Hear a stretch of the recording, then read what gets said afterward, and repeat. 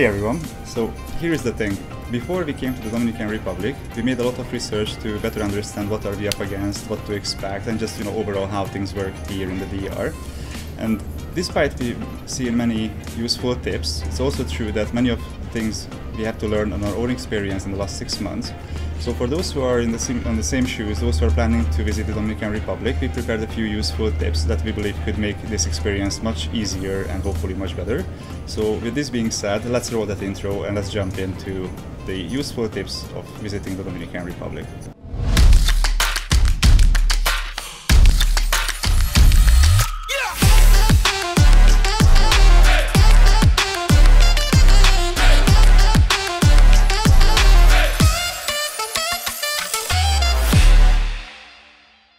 First and foremost, when it is the best time to come to the Dominican Republic. As we mentioned before, there are two main seasons here. There is the hurricane season, which is from June until October.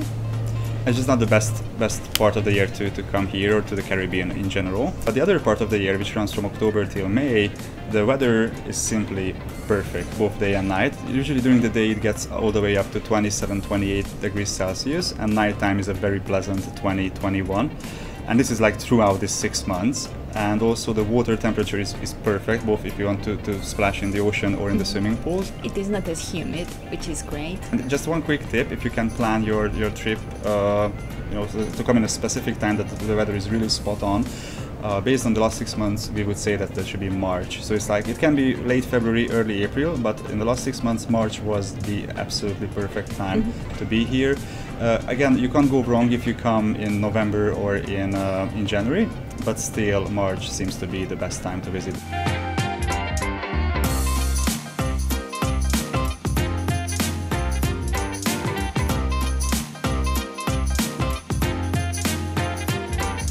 The most important things that people should pay attention to when they visit the Dominican Republic is that for some reason certain debit cards and credit cards just simply doesn't work, especially with the ATMs. The error message we got from the ATM was that we just went through our daily withdrawal limit, which was clearly not the case, and we couldn't really find any reasonable explanation to that. So instead, what we found to be useful, that these are these certain providers called Wise and Revolut, and those bank cards worked perfectly with most of the ATMs here in the DR. The other thing is cash is the king. It is widely accepted, and it is much better to have cash with you because many places do not accept card anyways. If they do, they usually charge much more. They put an extra surcharge on card payments. And speaking of surcharges, if you go to an ATM to withdraw money, there is a high surcharge associated with that. So it is better to withdraw a larger sum. Yeah, so with this being said, just keep an eye on which bank cards work and which doesn't, and yes, always make sure that you always keep cash with you. So before we came here to the Dominican Republic, we read in a couple of occasions that traffic is, is not the best here. It's chaotic and dangerous. And we didn't pay attention to that as much as we should have. As we said, we grew up in a place where traffic is crazy. We've been to Mexico, we've been to the Middle East. It's, what different it could be, and yes, it is different. I think that the best advice we can give, especially for those who are planning to rent a car or rent a motorbike here in the DR, that take these warnings seriously. The driving culture in the Dominican Republic is completely different to what you get used to, and applying an extra level of caution or care couldn't hurt. So just be prepared that driving here will be different.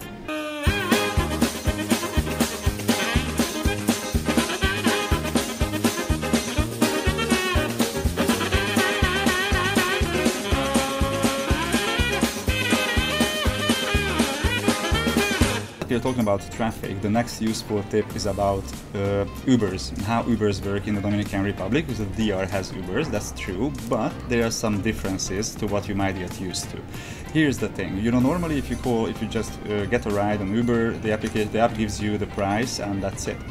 However, in the DR, when we first tried to get an Uber, we enter the destination, we get this price of like $2-3, and we received a message from the driver saying, "Hola!" And then a little negotiation started because the guy wanted to get a cash payment for the trip, and we went like, no, this sounds like a scam, so we just canceled the ride and moved on. But here's the thing, we learned that this is how Uber works in the DR. Regardless of what price the application gives you, the driver most of the time will contact you, and a little negotiation starts, and there will be a cash price that you have to pay for the trip. The only thing to pay attention to is to make sure that the driver cancels the route in the application, otherwise you will be charged twice. Also bear in mind that the Uber price, the cash price which the driver recommends, is usually still cheaper than what you would get from an actual taxi. That's true. So after this hopefully Uber useful tip, let's move on.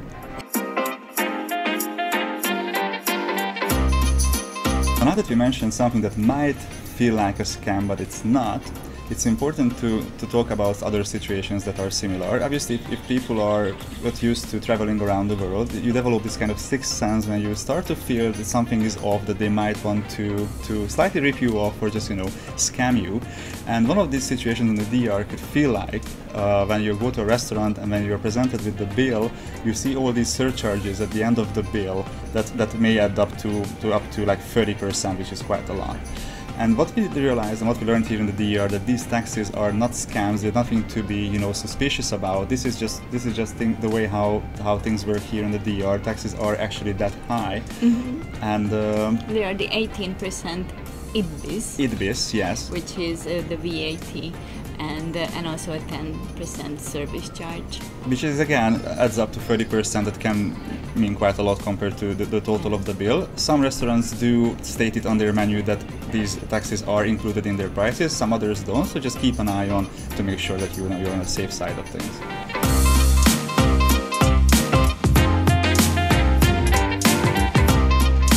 When people want to go to a Caribbean island, they want to experience a slow pace of life and relaxation if they can, which is usually great, but don't forget that it comes with a special time sense, which is called the island time.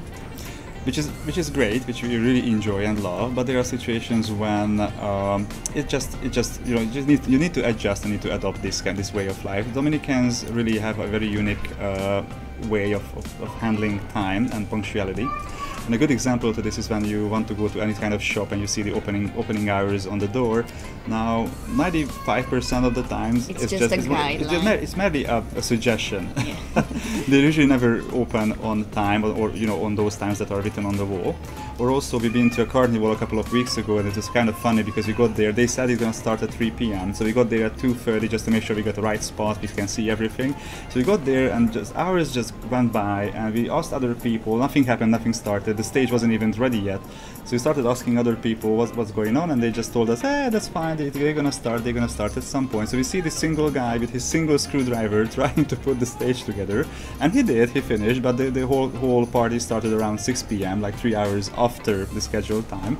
And we had a great time, it was great fun, but still, people need to be prepared to wait or go later. Yes, if you like being punctual, if you like being on time, just make sure that you leave that side of you at home. Otherwise, it might be a funny experience. But if you can adjust to this slower way of life, different sense of time, of island time, then you're gonna have a great time.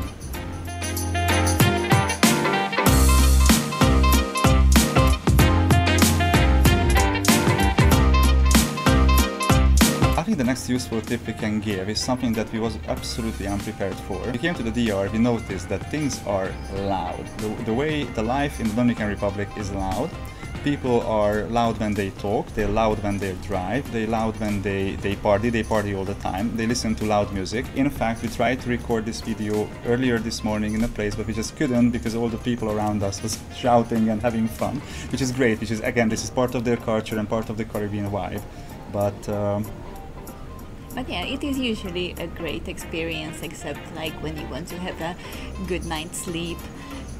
So just be prepared and maybe pack some earplugs. Exactly. Or when you pick your accommodation, just try to choose areas that are, you know, a little bit more secluded rather than being in the middle of the action. But yes, earplugs can come handy.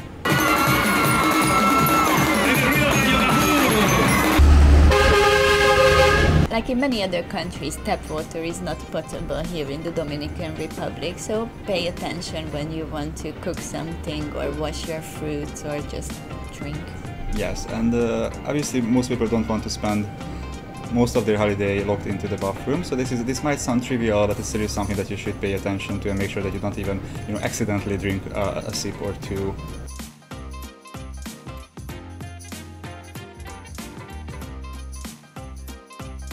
Now, before we wrap things up, just a bonus tip for the end. It's not common in other countries, especially in Europe or in the States, but here in the DR and also in Latin America, the use of WhatsApp, the application, is extremely common, not only to stay in touch with your friends and with people, but also with businesses. So we use WhatsApp to talk to bus drivers, to taxi drivers, to the school, banks, pharmacies, you know, everything. So if you don't use WhatsApp, you don't have it on your phone, make sure you download it before you come to the DR. There's also a funny example when we learned how important WhatsApp is here. When we wanted to go to the other side of the island and were looking for the bus schedule, we couldn't find anything online, only a telephone number. So we ended up contacting the driver himself, and he sent us the location and the time when we should be there in the bus stop.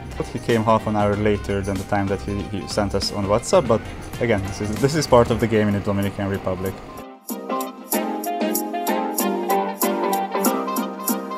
And I think pretty much that's it. Of course, there are lots of other tips that we could share, and we will. So this is a little spoiler because the next episode will be about tips and tricks if you plan to stay in the Dominican Republic for longer term. I think these tips that we just shared with you in the last 10, 15, 20 minutes, who knows, let's see, was mostly for people who are planning to visit the DR mainly as a tourist. But again, next time we're gonna come with a set of other tips for longer term visitors. But please do comment or ask us in direct messages. We are happy to help. Don't forget to like or follow our little channel if you like what you see. We will try to come and keep bringing more useful tips and other information about life in the DR or just on the road in general as a family. So we're gonna continue from here next time.